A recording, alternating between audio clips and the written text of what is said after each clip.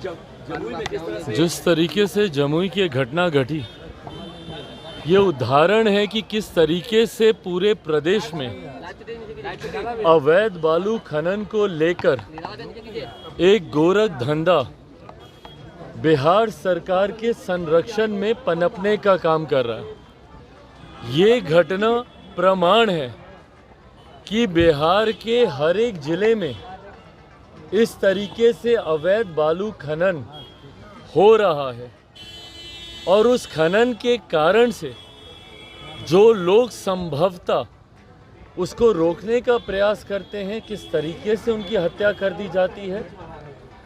जमुई में अभी कुछ दिनों पहले एक पुल भी गिरा था जिसको देखने के लिए मुख्यमंत्री नीतीश कुमार जी भी गए थे। उसके पीछे भी कारण ये बालू खनन ही था। अगर पिलर्स के आसपास के बालू को अगर नहीं इस तरीके से निकाला गया होता तो संभवतः उस ब्रिज को सपोर्ट मिलता और वो ब्रिज नहीं गिरता। पर कल जिस तरीके से दरोगा की हत्या हुई, ये अपने में दर्शाता है कि जो भी लोग इस गोरख धंधे में लिप्त हैं उनका मनोबल इतना ज़्यादा बढ़ गया है कि खुलेआम दिन दहाड़े ये लोग बालू का अवैध खनन ये लोग कर रहे हैं। ऐसे में बिहार सरकार की चुप्पी, और भाई आज का तो मामला है नहीं, लंबे समय से चल रहा है। इसकी टेंडरिंग की प्रक्रिया में किस तरीके से धांधली की जाती है ये जग जाहिर है, और उसके बाद अवैध तरीके से किस तरीके से ये खनन होता है ये भी सब लोग जानते हैं। तो ऐसे में सरकार, बिहार सरकार की खामोशी, उनकी चुप्पी ये दर्शाती है कि सरकार का संरक्षण है, सरकार को फर्क नहीं पड़ता। मेरे मुख्यमंत्री जन जीवन हरियाली को लेकर नारा तो लगाते हैं, हमारे प्रधानमंत्री जी से कंपटीशन तो करते हैं, पर जिस तरीके से आज बिहार के हालात उन्होंने बना दिए हैं वो दिन दूर नहीं कि हम लोग आने वाली पीढ़ी को एक सुखाड़ के रूप में पूरा बिहार प्रदेश हम लोग सौंप के जाएंगे अगर बालू खनन पे जल्द से जल्द कार्रवाई नहीं होती और इसको रोका नहीं जाता। एक शिक्षा मंत्री ने कहा है कि ये तमाम घटनाएं, इस तरह की घटनाएं होती रहती है, इस पर क्या कहेंगे? अरे शिक्षा मंत्री की तो भाई बातों का अब जवाब देने का ही मतलब नहीं है।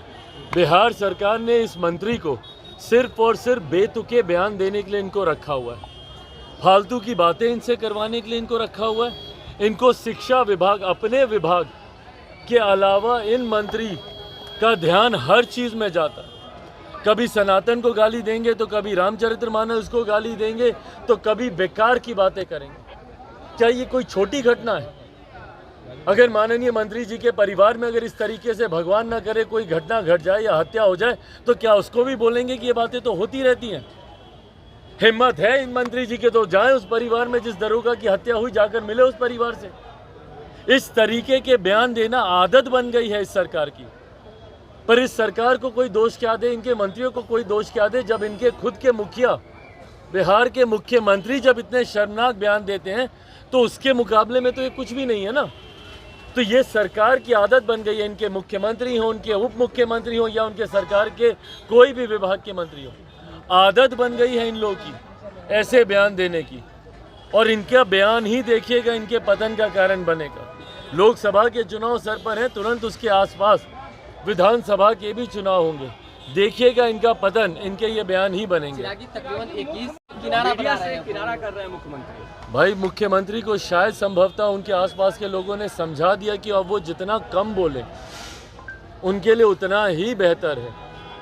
हाथ जोड़ने की भी जो उनकी बॉडी लैंग्वेज है उसमें भी सुधार की गुंजाइश ज़रूर है, पर मुझे लगता है ये एक अच्छी सीख उनके आसपास वालों के द्वारा दी गई है। क्योंकि मेरे मुख्यमंत्री, एक समय था उनकी बोलने की शैली के लोग मुरीद होते थे। भाई मेरा उनसे लाख विरोध सही, पर यकीनन शुरुआती दिनों में मेरे मुख्यमंत्री जितना नपातुला बोलते थे और जो शैली थी, मैं भी उससे प्रभावित था।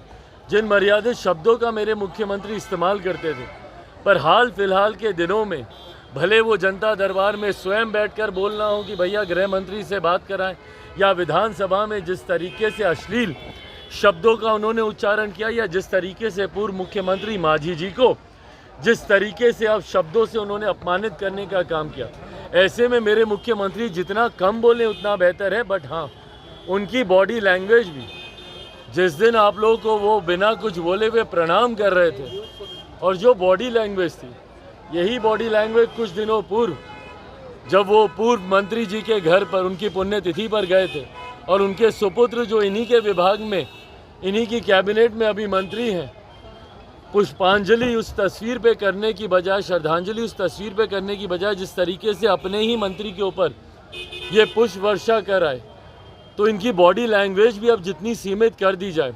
देखिए, मैं बार बार कह रहा हूँ, इनके आसपास के लोगों को इस बात का ध्यान देने की ज़रूरत है कि कहीं कुछ गड़बड़ी तो है। मेरे मुख्यमंत्री के हालात को लेकर चिंता हम सब की है। ये उनकी बॉडी लैंग्वेज हो या उनकी भाषा, ये नॉर्मल नहीं है और यकीनन इसका ध्यान उनके आसपास के लोगों को देना चाहिए। संभवतः इलाज की ज़रूरत है तो ज़रूर कराना चाहिए। कृष्ण और कंस की चर्चा बिहार की राजनीति